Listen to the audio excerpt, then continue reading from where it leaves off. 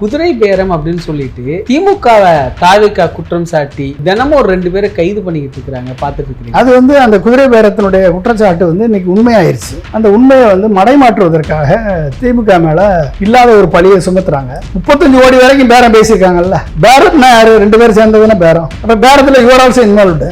அவர் உண்மையை கண்டுபிடிக்கிறார். அதே எப்படி உண்மையை கண்டுபிடிச்சாரு? 50 கோடி கேட்டிருக்கேன், 50 கோடி தரலன்னு சொல்லிட்டான். 35 கோடி மட்டும் தருவேன்னு சொன்னதுனால நீ போய் உண்மையை சொல்லிட்ட. 50 கோடி தந்தா பேசாம போயிருப்ப அப்படின்னு சொல்லலாமா? செந்தில் பாலாஜி தான் மெயின் கேம் சேஞ்சர். அவரு தான் இதுல முக்கியமான ஆளுங்கிற மாதிரி. சரி, எங்க அந்த பணம் எங்க போச்சு? எப்படி வந்துச்சு? செந்தில் பாலாஜி மேல குற்றச்சாட்டு சொல்றீங்கல்ல, செந்தில் பாலாஜி எங்க பணம் கொடுத்தாரு? எப்படி பணம் போச்சு? ஏதாவது ட்ரையல் இருக்கா உங்கள்கிட்ட? குதிரை பேரத்தினுடைய உச்சம் தாங்காம தமிழ்நாடு நாறுது, தமிழ்நாடுடைய அரசியல் வீசுது. அப்ப அதை டைவெர்ட் பண்றதுக்காக, மடைமாற்றுவதற்காக இந்த ஒரு திமுக மேல ஒரு பழியை போட்டு 72 பேரை வெளியெடுக்கணும். இப்ப சொல்றாங்கல்ல சார், 6 மாசத்துல ஆட்சி கவுழ்ந்துரும், ஆட்சி கவுழ்ந்துரும் சொல்லதான் செய்வாங்க. இப்ப 4 மாசத்துல இப்படி ஆட்சி நடத்துறீங்கன்னா அப்ப அப்படித்தானே சொல்லுவாங்க. எல்லா ஊடகங்களுமே காவல்துறை என்ன சொல்லுதோ அதை தானே கண்ணை மூடிட்டு போடுறாங்க. அப்படி ஒரு நிலை தானே நம்ம. காவல்துறை இன்னைக்கு ஏவல் துறையாக மாறி நிற்கிறது. இதற்கான தண்டனை அவர்கள் அனுபவித்தாக வேண்டும்.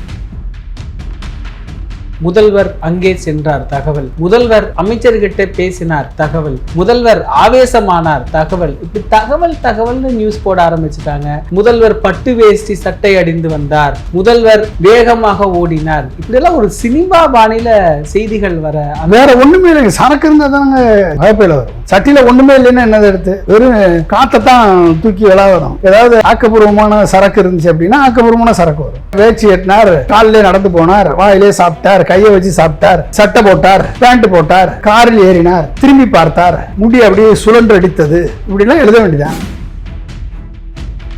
இந்த ஊடகங்கள் மொத்தம் அப்படியே மாறிடுச்சு. வெக்கங்கிட்ட ஊடகங்கள். இவங்கெல்லாம் ஊடகங்கள்லாம் எதுக்கு? இவங்களுக்கெல்லாம் எதுக்கு ஊடகம்? காலனா கூட ஊடகத்தை மதிக்கிறது இல்லை, ஊடகத்தை எங்கேயுமே இன்வைட் பண்றது இல்லை.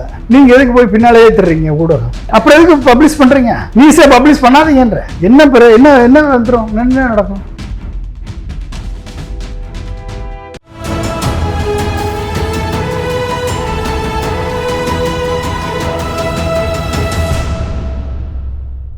தமிழரம் நேயர்களுக்கு வணக்கம். இன்று நம்மிடையே அரசியல் விமர்சகர் மற்றும் விஞ்ஞானி டாக்டர் வி பொன்ராஜ் அவர்கள் இணைந்துள்ளார். சார் வணக்கம். சார் வணக்கம். இந்த குதிரை பேரம் அப்படின்னு சொல்லிட்டு திமுகவை தாவேகா குற்றம் சாட்டி அது தினமும் ஒரு 2 பேரை கைது பண்ணிக்கிட்டு இருக்கிறாங்க, பார்த்துட்டு இருக்கிறீங்க. அது அந்த குதிரை பேரத்தினுடைய குற்றச்சாட்டு இன்னைக்கு உண்மையாயிருச்சு. அந்த உண்மையை மடைமாற்றுவதற்காக திமுக மேல இல்லாத ஒரு பழியை சுமத்துறாங்க. அந்த பழிக்கு அவங்க ஆதாரம் தெரியாம குற்றச்சாட்டு. இப்போ பேரத்தில் நீங்கள் நானும் ஈடுபட்டேன்னா நீங்கள் அந்த பேரத்தை முதல்ல கட் பண்ணிட்டீங்கன்னா பேரம் நடக்குமா? 35 கோடி வரைக்கும் பேரம் பேசியிருக்காங்கல்ல. அப்போ பேரத்தில் யுவர் ஆல்சோ இன்வால்வ்டு. இளையராஜான்ற எம்எல்ஏவும் இன்வால்வ்டு தானே பேரத்தில். அப்போ இளையராஜா அரெஸ்ட் பண்ணியிருக்கணுமா இல்லையா? பண்ணியிருக்கணுமா இல்லையா? பேரம்னா யாரு? 2 பேரும் சேர்ந்ததுன்னா பேரம். அவர் உண்மையை கண்டுபிடிக்கிறார். அதே எப்படி உண்மையை கண்டுபிடிச்சாரு? பேரத்தில் இன்வால்வ் பண்ணாமல் நீ 35 கோடி கேட்காம எப்படி 50 கோடி கேட்டிருக்க, 50 கோடி தரலன்னு சொல்லிட்டான். 35 கோடி மட்டும் தருவேன்னு சொன்னதுனால நீ போய் உண்மையை சொல்லிட்ட. 50 கோடி தந்திருந்தா பேசாமல் போயிருப்ப அப்படின்னு சொல்லலாமா? அப்போ இதில் எது உண்மைன்னு கண்டுபிடிக்கணும்னா 2 பேரும் சேர்ந்து அரெஸ்ட் பண்ணணுமா இல்லையா? அரெஸ்ட் பண்ணி விசாரணை பண்ணணுமா இல்லையா? ஆனால் செந்தில் பாலாஜி தான் மெயின் கேம் சேஞ்சர். அவரு தான் இதில் முக்கியமான ஆளுங்கிற மாதிரி. சரி, எங்கே அந்த பணம் எங்கே போச்சு? எப்படி வந்துச்சு? செந்தில் பாலாஜி மேலே குற்றச்சாட்டு சொல்கிறீங்கல்ல, செந்தில் பாலாஜி எங்கே பணம் கொடுத்தாரு? எப்படி பணம் போச்சு? ஏதாவது ட்ரையல் இருக்கா உங்கள்கிட்ட? குற்றச்சாட்டு சொன்னவங்க மேலே தானே அரெஸ்ட் பண்ணியிருக்கீங்க. நீங்கள் குற்றம் சாட்டப்பட்டவர்கள் மேலே எந்த நடவடிக்கை இல்லை. அப்போ என்ன அர்த்தம்? அப்போ குதிரை பேரத்தினுடைய உச்சம் தாங்காமல் தமிழ்நாடு நாறுது, தமிழ்நாடுடைய அரசியல் வீசுது. அப்போ அதை டைவெர்ட் பண்ணுறதுக்காக, மடைமாற்றுவதற்காக இந்த ஒரு திமுக மேலே ஒரு பழியை போட்டு ஒரு ஆளை தூக்கிட்டு போனால் ஆட்சியை கவுத்த முடியுமா? 72 பேரை வெளியெடுக்கணும். எவ்வளோ? 72 பேரை வெளியெடுக்கிறது சாதாரண வேலையா? அது எதுக்கு பண்ணணும்? திமுக பண்ண வேண்டிய அவசியம் என்ன இருக்குது? அண்ணா திராவிட முன்னேற்ற கழகம் ஜெயலலிதா அம்மா இறந்த உடனே நினச்சிருந்தாருன்னா ஸ்டாலின் அதிமுகவை கவிழ்த்திட்டு ஆட்சி அமைச்சிருக்கலாம். அதவே பண்ணலையே திமுக ஸ்டாலின் அவர்கள். ஆனா இப்ப சொல்றாங்கல்ல சார், 6 மாசத்துல ஆட்சி கவுழ்ந்துரும், ஆட்சி கவுழ்ந்துரும் சொல்லதான் செய்வாங்க. இப்ப 4 மாசத்துல இப்படி ஆட்சி நடத்துனீங்கன்னா அப்ப அப்படித்தானே சொல்லுவாங்க. பழிவாங்கும் ஆட்சி நடத்திட்டு இருக்கீங்க. ஜூன் 12 வர வேண்டிய தண்ணி வரல, ஜூலை மாதத்தினுடைய தண்ணி வரல. மேட்டூர் விவசாயிகள் இன்றைக்கி தெருவில் நிற்கிறாங்க. என்னென்னு கூட கேட்குறதுக்கு நாதி இல்லை, வக்கு இல்லை. அரசு இடத்தை ஆக்கிரமித்து கரண்ட்டு பில்லும் சொத்து வரியும் கட்டினவங்க அத்தனை பேருக்கு நான் பட்டா போட்டு கொடுத்துருவேன்னு நீங்கள் இது சொன்னீங்க. இப்போ எல்லாத்தையும் புல்டோசர் வச்சு இடிச்சிக்கிட்டு இருக்கீங்க.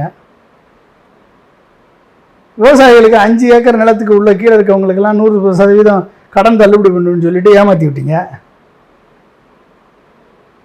தாய்மாமன் தங்கச்சி இருந்துட்டு இருந்தாருன்னு சொல்லி அதையும் ஏமாற்றிட்டீங்க.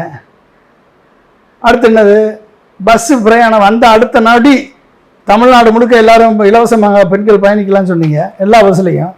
அது இன்ன வரைக்கும் நடக்கலை. 2500 ரூபா இன்னும் நடக்கலை. 6 சிலிண்டர் இன்னும் நடக்கலை. எது என்ன நடக்க போகுதுன்னே தெரியல. அப்போ கன்ஸ்ட்ரக்டிவான எந்த விதமான நடவடிக்கையும் இல்லை. கல்வி சீரழிஞ்சு கிடக்கு, மருத்துவம் சீரழிஞ்சு கிடக்கு, எல்லாம் சீரழிஞ்சு கிடக்கு. இதில் என்னத்தை சட்டம் ஒழுங்கு சீரழிஞ்சு கிடக்கு, போதைப் பொருள் நடமாட்டம் அதிகரிச்சிருக்கு, போக்சோ குற்றங்கள் தொடர்ந்து நடக்குது. எதை கேட்குறதுக்கும் நாதி இல்லை. அப்போ என்ன ஆட்சி நடக்குது சொல்லுங்க. ஆனால் எல்லா ஊடகங்களுமே காவல்துறை என்ன சொல்லுதோ அதை தானே கண்ணை மூடிட்டு போடுறாங்க. அப்படி ஒரு நிலை தானே நம்ம காவல்துறை இன்னைக்கு ஏவல் துறையாக மாறி நிற்கிறது.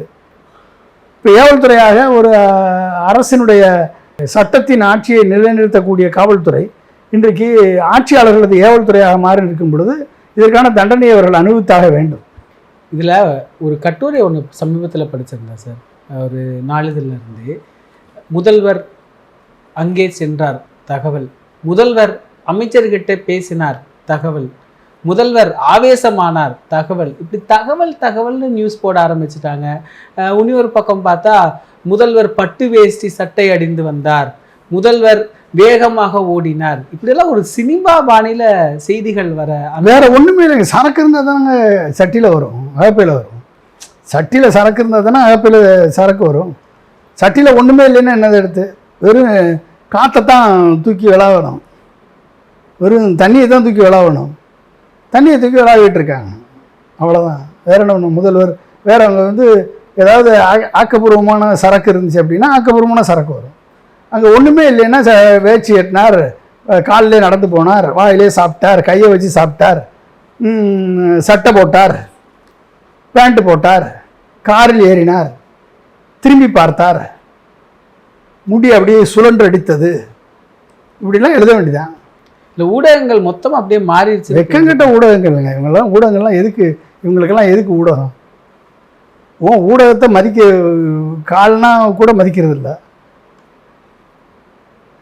காலனா கூட ஊடகத்தை மதிக்கிறது இல்லை, ஊடகத்தை எங்கேயுமே இன்வைட் பண்ணுறது இல்லை.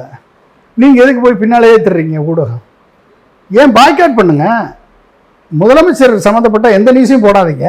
நம்ம ஒரு இந்த கரூர் கூட்டமாகட்டும், திருச்சி கூட்டமாகட்டும், இங்கே சிங்கப்பெண் அதிரடிப்படை, ஊடகங்கள்லாம் பெரிய அளவில் ஊடகங்களுக்கான உரிய அங்கீகாரம் தரல, மரியாதை தரல. அப்புறம் எதுக்கு பப்ளிஷ் பண்ணுறீங்க? நியூஸை பப்ளிஷ் பண்ணாதீங்கன்ற என்ன என்ன வந்துடும், என்ன நடக்கும்? முதல்வரை பற்றி நியூஸை போடாதீங்க. எங்களுக்கு உரிய மரியாதை கொடுத்து, எங்களுக்கு பேட்டி கொடுத்து, எங்களை சரியான இடத்துல உட்கார வச்சா நாங்கள் நியூஸ் போடுறோம். அது கொடுக்காத வரைக்கும் நான் உங்கள் நியூஸை பகிஷ்கரிங்க ஊடகம். அவர் பின்னாலே போனீங்கன்னா உங்களை கால் தூசி கூட மதிக்க மாட்டார் இந்த முதல்வர். இப்போ உங்களுக்கு வெக்கமா இல்லையா? நீங்களாம் ஊடக தர்மம்னு ஏன் பேசுகிறீங்க? பத்திரிகை ஊடகங்கள், பிரிண்ட் ஊடகங்கள், எலக்ட்ரானிக் ஊடகங்கள், எதுக்கு உங்களுக்கெல்லாம் ஊடகம்? இதில் திமுகவுக்கு ஆதரவாக எல்லா ஊடகங்களும் செயல்படுது, பத்திரிகை சுதந்திரமே இல்லை, பத்திரிகை நியாயம் நடக்கலை, இப்படின்னு நிறைய பத்திரிகையாளர்கள் பேசினதை நம்ம தொடர்ந்து பார்த்தோம். இன்னைக்கு எல்லா பத்திரிகையாளர்களும் அப்படியே அமைதியாக இருக்கிற மாதிரி இருக்கு. அவ்வளோதான்.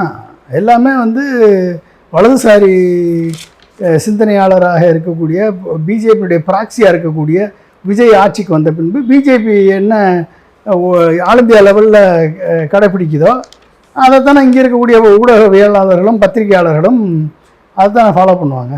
ஏன்னா திமுக ஆட்சியில் பத்திரிகையாளர்களை கைது செய்யும் பொழுது எவ்வளோ பெரிய போராட்டம், பத்திரிகையாளர்களை கைது செய்யலாமா? இன்னைக்கு நிறைய பத்திரிகையாளர்கள் கைது செய்கிறாங்க, அரசியல் விமர்சகர்கள் கைது செய்கிறாங்க. அதை பற்றியெல்லாம் என்னென்னு கூட கேட்குறதுக்கு நாதி இல்லைங்க. எப்படி இந்த மாதிரியான ஒரு அரசு? அது திமுக அரசு, இது பிஜேபி அரசு. இப்போ பிஜேபி அரசை எப்படி எதிர்ப்பாங்க? எதிர்க்க முடியாதுல்ல. இப்போ இந்த தாவேக அரசை எதிர்த்தா மோடி அரசை எதிர்த்த மாதிரி அது. ஏற்க மாட்டாங்க, ஏற்க முடியாது. எதிர்த்தா மேல் லெவல்லேருந்து ப்ரெஷர் வரும். இப்போ நீங்கள் குறிப்பிட்டீங்க சார், பாஜகவோட ஒரு ப்ராக்சி கவர்மெண்ட் தான் விஜய் அப்படின்னு. காங்கிரஸ் உடன் இருக்கிறாங்க, காங்கிரஸ் பாஜக எதிர்த்து நிற்கக்கூடிய ஒரு கட்சி. அந்த கட்சி எப்படி விஜய் கூட இருக்கும்போது பாஜகவுடைய திட்டங்களை விஜய் செயல்படுத்துறாருன்னு புரிஞ்சுக்க. காங்கிரஸ் போய் ஒட்டிக்கிச்சு, ராகுல் காந்தி போய் ஒட்டிக்கிட்டாரு, இவர் கிறிஸ்டியன் சொல்லி ஒட்டிக்கிட்டாரு அவர். ராகுல் காங்கிரஸ் பாஜக ஆள் விஜய்னு தெரியாமே இருக்கிறாங்கன்னு புரிஞ்சுக்கலாம். இல்லை விஜய்னு தெரியாமன்னு இல்லை, விஜய்க்கே தெரியாது நம்மளை இந்த அளவுக்கு ஜெயிக்க வைப்பாங்கன்னு. அமித்ஷா அதிமுக எடப்பாடியை காலிவரன்றதுக்காக அமித்ஷா வந்து 15% ஓட்டை இங்கிட்டு மாற்றி விட்டார். அது இந்த இவங்களுக்கே வந்து தெரியாது. அந்த சிபிஐ விசாரணைக்கு போனப்போ தான் கவலைப்படாத, நீ ஒன்றும் கவலைப்படாதுன்னு சொல்லி அனுப்பி விட்ருக்காங்க. புரிஞ்சுக்கிட்டீங்களா? அதனால தான் வெளியே வந்து கையை அனுப்பிச்சிட்டு வந்தது. ஆனால் அமித்ஷாவே பார்க்கலையா சார்? 2 தடவை போய் அமித்ஷா இதுக்கு பார்க்கணும், அவருடைய அதிகாரிகிட்ட சொல்லி பேசினா போதாதா? அமித்ஷா கடும் கோபத்தில் இருக்கிறார். அப்படிதான் வெளியே சொல்லணும், வெளியே அப்படிதான் தான் சொல்லணும், வெளியே அப்படி தானே சொல்லணும். அமித்ஷா கடும் கோபத்தில் இருக்காருன்னு நேரம் குதிரை பேரத்துக்கு இந்த கட்சி ஆட்சியை கலைச்சிருப்பாங்கல்ல. அமித்ஷா கடும் கோபத்தில் இருக்காருன்னா அவுட்புட் என்ன, அதை பார்க்கணும் நீங்கள். What is output? அப்போ விஜய் குதிரை பேரம் நடத்தின பிறகும் கண்டினியூ ஆகுது அப்படின்னா அந்த ஆட்சி அமித்ஷாவுடைய அருள் இல்லாமல் எப்படி கண்டினியூ ஆகும்? காங்கிரஸ் எவ்வளோ நாளைக்கு இருக்கும்? இன்னொரு 6 எம்எல்ஏக்கள் வர்ற வரைக்கும், குதிரை பேரம் நடத்தி 6 எம்எல்ஏக்களை தூக்குற வரைக்கும், ஒரு 15 எம்எல்ஏக்கள் வந்து சேர்ற வரைக்கும் எலெக்ஷன், தமிழ்நாட்டில் எலெக்ஷன் நடக்காது. 15 எம்எல்ஏக்கள் தூக்கின பிறகு எலெக்ஷன் அனௌன்ஸ் பண்ணுவோம், எலெக்ஷன் கமிஷன் எலெக்ஷனில் ஜெயிக்க வைப்பார் அமித்ஷா. ஜெயிக்க வச்சோன்னா காங்கிரஸ் முதுகில் ஒரு குத்தி நான் வெளியே போகணும்னு சொல்லி அனுப்பி விட்டுருவோம். அவ்வளோதான், முடிஞ்சு போச்சா? 29 வரைக்கும் கூட்டணி சார். உள்ளாட்சி எல்லா தேர்தல்லையுமே காங்கிரஸோட கூட்டணின்னு காங்கிரஸ் தானே சொல்லிச்சு, இவங்க எதுவும் சொன்னாங்களா? காங்கிரஸ் தானே சொல்லிச்சு. அதை இப்போ அந்த உடன்படிக்கைங்கிறது, உடன்படிக்கை எங்கே எழுதினாங்க? எழுதி காமிங்க, இந்த உடன்படிக்கை காமிங்க. ப்ரெஸ் ரிலீஸில் வந்துருது. ப்ரெஸ் ரிலீஸில் எங்கே வந்துச்சு? 29 வரைக்கும் கூட்டணி காங்கிரஸ் போட்டால் அறிக்கையில் வந்துச்சு. தாவேக்கா அதை அக்ரி பண்ணியிருக்கா? அக்ரி பண்ணி ப்ரெஸ் ரிலீஸ் கொடுத்துருக்கா? இல்லை. அக்ரி பண்ண பிரேமலதாவுக்கு எடப்பாடி கொடுக்காம போயிட்டாரு. இவங்களாம் போட்டுக்கிட்டா அதுக்கெல்லாம் வந்து தாவேக்கா எப்படிங்க உடந்தை ஆகும்? நீங்கள் ஒவ்வொரு துறையிலையும் வந்து கார்ப்பரேட் கலாச்சாரத்தை உள்ளே கொண்டாட முடியும். கார்ப்பரேட் கலாச்சாரம் உள்ளே வந்தால் தான் பணத்தை அதிகமாக சம்பாதிக்க முடியும். ஒரு கட்டத்தில் நீங்கள் எடுத்துக்கிட்டீங்க அப்படின்னா இந்தியாவுடைய காய்கறி சந்தை, அதாவது கிராசரி மார்க்கெட்டு மட்டுமே 60 லட்சம் கோடி டு 70 லட்சம் கோடி. அதனால தான் ஃபார்ம் பில் 2020 கொண்டாந்தார் அவர். அந்த 60 லட்சம் கோடி டு 70 லட்சம் கோடியை கார்ப்பரேட்டுகளுக்கு தாரை வார்ப்பதற்காக அந்த ஃபார்ம் பில் 2020 கொண்டாந்தார் மோடி. இதை எதிர்த்து போராடினார்கள் விவசாயிகள். ஒரு வருடம் போராடி 700 பேர் உயிர் நீத்து அந்த பில்லை வாபஸ் வாங்க வைத்தார்கள். இப்போ நீட்டு ஏன் கொண்டாந்தாக்காங்க? மருத்துவம் கார்ப்பரேட்டைசேஷன் ஆகிப்போச்சு. இப்போ மருத்துவத்தை வந்து கார்ப்பரேட்டைசேஷன் ஆக்கணும்னா நீட்டு கொண்டாந்தா தான் முடியும். இப்போ நீட்டுக்கு நீங்கள் வந்து கோச்சிங் சென்டர் கலாச்சாரம் வரணும். ஏன் இன்றைக்கி வந்து 1000 பள்ளிகள் தமிழ்நாட்டினுடைய மெட்ரிகுலேஷன் பள்ளிகள் சிபிஎஸ்சியாக மாறுவதற்கு பெர்மிஷனை ஜோசப் விஜய் கொடுத்துருக்காரு. எது கொடுத்துருக்காரு? மத்திய ஒன்றிய அரசினுடைய, பிஜேபி அரசினுடைய மும்மொழி கொள்கை உள்ளே வரணும், சமஸ்கிருத கல்வி உள்ளே வரணும், நியூ எஜுகேஷன் பாலிசி உள்ளே வரணும். இதை வந்து ஃபெசிலிட்டேட் பண்ணியிருக்காரு பிராக்சி அரசை, பிஜேபியினுடைய பிராக்சி அரசை நடத்தி கொண்டிருக்கக்கூடிய திரு ஜோசப் விஜய் அவர்கள். எனவே வந்து நீங்கள் அப்போ எப்படி உங்களுக்கு அப்போ இவங்க எப்படி நீட்டை ஒழிப்பாங்க?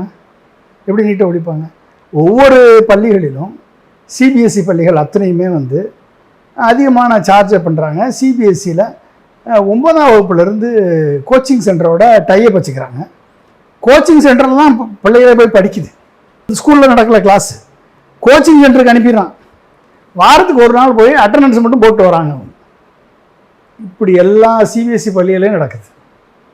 ஏதாவது ஒரு சிபிஎஸ்சி பள்ளி நாங்கள் தரமான சிபிஎஸ்சி கல்வியை கொடுக்குறோம், எங்கள் கல்லூரி எங்கள் பள்ளியில் படித்தா கோச்சிங் சென்டரே போக தேவையில்லை, நீட்டுக்கு தனியாக கோச்சிங் எடுக்க தேவையில்லை, சிபிஎஸ்சிக்கு தனி இது ஜேஇக்கு தனியாக கோச்சிங் எடுக்க தேவையில்லை, நாங்கள் நடத்தக்கூடிய பாடத்திட்டத்தின்படியே இத்தனை மாணவர்களை நாங்கள் உருவாக்கியிருக்கணும். ஒரு பள்ளி சொல்லுங்க, ஒரு பள்ளி சொல்லுங்க. கோச்சிங் சென்டராக உருவாக்கக்கூடிய அளவுக்கு தகுதியும் திறமையும் சிபிஎஸ்சி பள்ளிகளுக்கு இல்லைன்னா எங்கே அங்கே எதுக்கு என்ன அதுக்கு படிக்கணும்? இங்கே எதுக்கு அங்கே படிக்கணும் சொல்லுங்கள். இப்போ மக்களுக்கு இதெல்லாம் புரியுதா அப்படின்னா புரியாது. ஏன்னா மக்களே வந்து இதுக்கு அடிமையாயிட்டாங்க. மக்களே வந்து இந்த கன்சியூமர் எக்கானமிக்கு அடிமையாயிட்டாங்க. என் பிள்ளை டாக்டர் ஆகணும், என் பிள்ளை இன்ஜினியர் ஆகணும், என் பிள்ளை அது கோடிக்கணக்கில் சம்பாதிக்கணும், அப்போனா நான் செலவழிக்கணும், இன்வெஸ்ட் பண்ணணும்.